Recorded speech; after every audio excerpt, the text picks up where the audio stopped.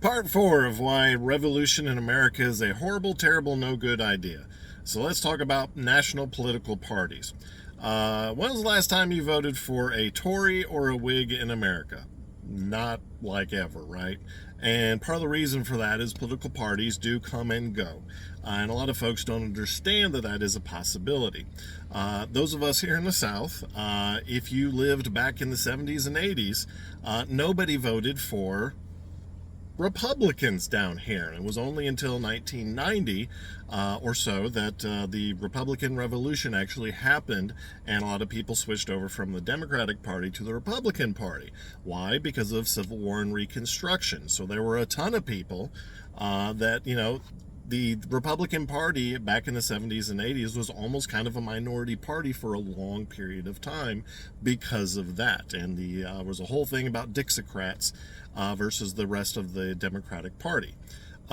So understand that 2/3, our last election, 2020, 2/3 of the voting population voted, about 1/3 for one and 1/3 for the other, so about 80 million people. But there are about 80 million people who didn't vote at all and didn't vote for either candidate.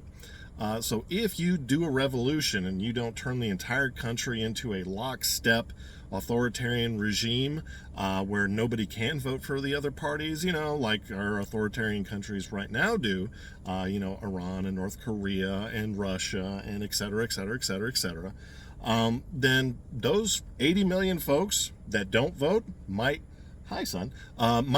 never vote for your political party again. Ever. And then your political party just goes poof, and you go the way of the Tory and the Whigs. And also, those 80 million people who don't vote doesn't include people who can't vote.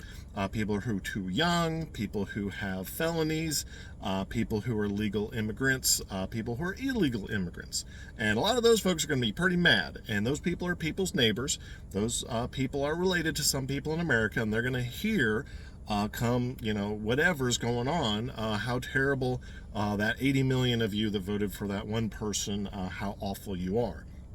So you could end up with a complete minority party for in perpetuity. In other words, going to happen forever, and you're going to have to make a whole nother party because your party just got dunked on and nobody likes you and everybody hates you because you disrupted America en masse, and they're never going to vote for you, and they're never going to look at you the same, and they're always going to despise anything that you stand for.